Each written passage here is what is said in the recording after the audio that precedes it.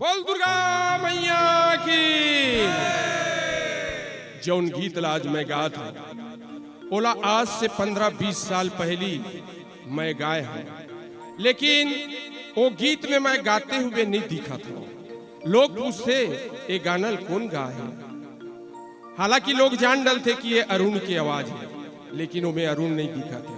लेकिन आज वही गीत के आधा जोन बचा के रखे हो शब्द ला, वो शब्द ला मैं आज फिर से गाय ला चले जात हो।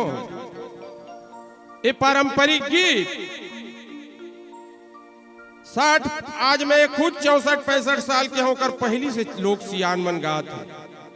मोर पुराना गीत गाय के मतलब ये है कि आज के नवा लड़का मन ला बतान कि आज से 50-60 साल पहली सियान मन कैसे गावा। तो आज वो गीत ला मैं आपके बीच गाय ला चले जाता हूं। हो मोरे के वाला माँ और राहु जगत के अजब बने हो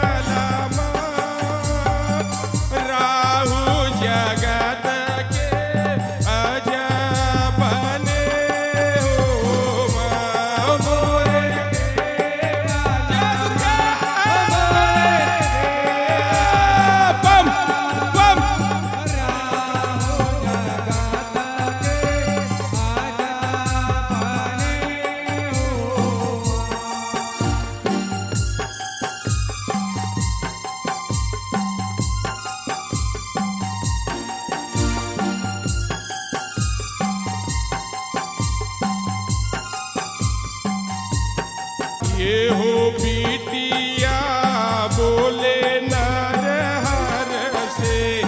ओ बाबा सुनो मोरे बात, बाबा सुनो मोरे बात। नरियर मंगावो नरहुर से। हो मैं तो जावा हिंगलाज, मैं तो जावा हिंगलाज।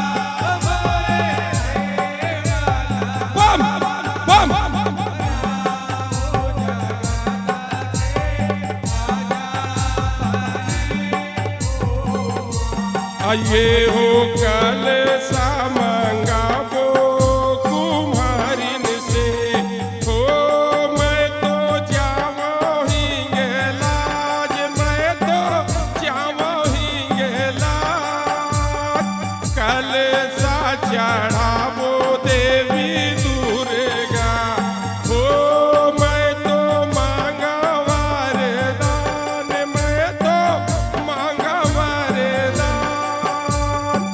राहु जगत के आजा बने हो मोरे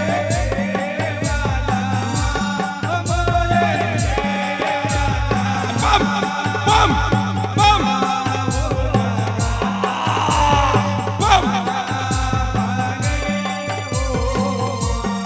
ये हो सुमर सुमर जस गावा हो माया बोल तुम्हार छाया बोल तुम्हार बालक से उके नहीं जाने हो सेवा करन तुम्हार सेवा करन तुम्हार राहु जगत के आजा बने हो मोरे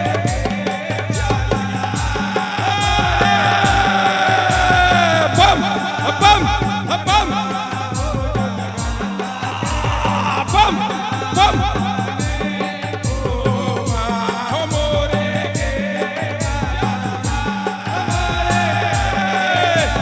बम बम